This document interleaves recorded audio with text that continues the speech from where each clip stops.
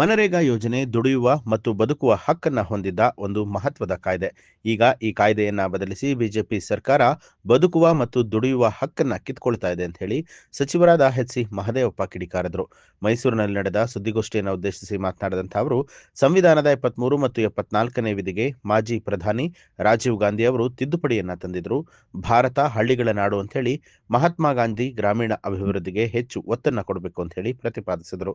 Lord Mount baton Mahatma ಗಾಂಧಿಯನ್ನ 2ನೇ Jesus ಅಂತ ಹೇಳಿ ಕರೆದಿದ್ರು.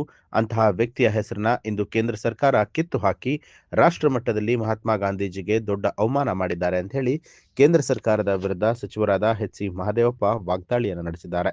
ಮತ್ತು ಮಾಜಿ ಶಾಸಕರಾದಂಥ ಸೋಮಶೇಖರ್ ಅವರ ಪತ್ರಿಕಾ ಮತ್ತು ಮಾಧ್ಯಮದ ಆತ್ಮೀಯ ಸ್ನೇಹಿತರೆ, ತಮ್ಮೆಲ್ಲರಿಗೂ ಬೆಳಗಿನ ನಮಸ್ಕಾರ. ಇಂದು ಕರೆದಿರ್ತಕ್ಕಂಥ ಪತ್ರಿಕೆಯ ಉದ್ದೇಶ,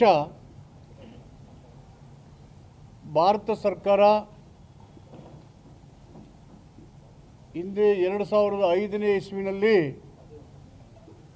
UPA ಸರ್ಕಾರ ಮನಮೋಹನ್ ಸಿಂಗ್ರವರ ನೇತೃತ್ವದಲ್ಲಿ ತಂದಿದ್ದಂಥ ಮಹಾತ್ಮ ಗಾಂಧಿ ಉದ್ಯೋಗ ಭರವಸೆಯ ಯೋಜನೆಯನ್ನು ರೀಫಿಲ್ ಮಾಡಿ ಅದನ್ನು VB ಗ್ರಾಮ್ಜಿ ಕಾಯ್ದೆ ಎಂಬ ಹೊಸ ಕಾಯ್ದೆಯನ್ನು ಜಾರಿಗೆ ತಂದಿದ್ದಾರೆ.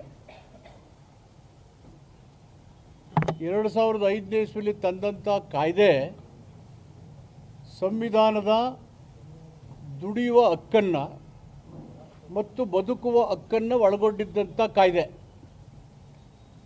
Right to work and right to leave,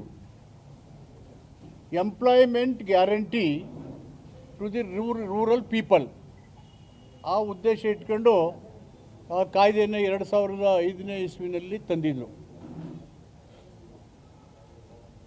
ಅದು ಕಾಂಗ್ರೆಸ್ ಪಕ್ಷ ರಾಜೀವ್ ಗಾಂಧಿಯವರು ಪ್ರಧಾನಮಂತ್ರಿ ಆಗಿದ್ದಾಗ ಸಂವಿಧಾನದ 73ನೇ ವಿಧಿಗೆ ತಿದ್ದುಪಡಿಯನ್ನು ತಂದು 73 ಮತ್ತು 74 ಅಧಿಕಾರ ವಿಕೇಂದ್ರೀಕರಣದ ವ್ಯವಸ್ಥೆಯನ್ನು ಜಾರಿ ಮಾಡಿದರು ಇಡೀ ದೇಶದಾದ್ಯಂತ.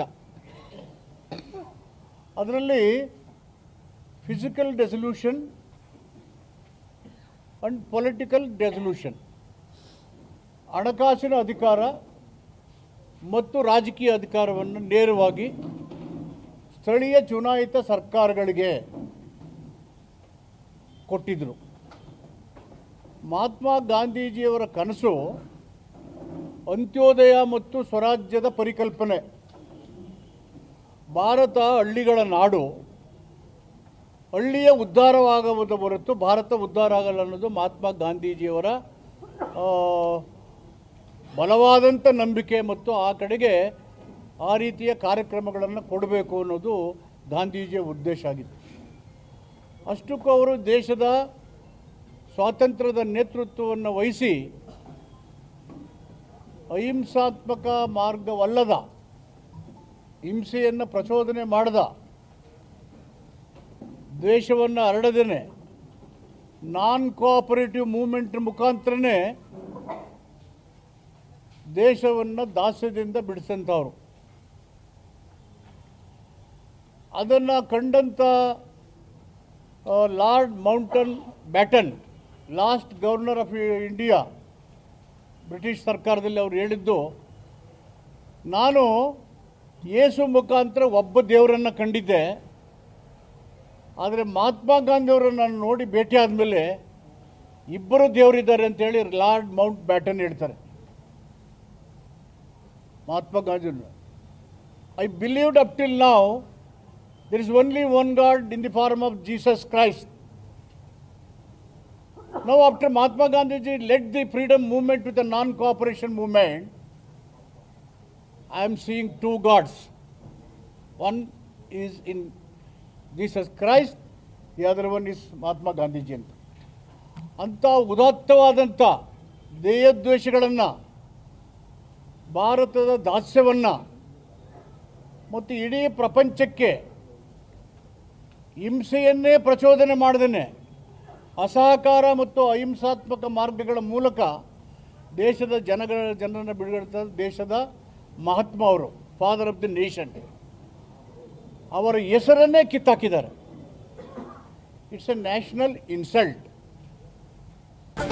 ನ್ಯೂಸ್ ಅಲರ್ಟ್, ನಿಮ್ಮಿಂದ ನಿಮಗಾಗಿ.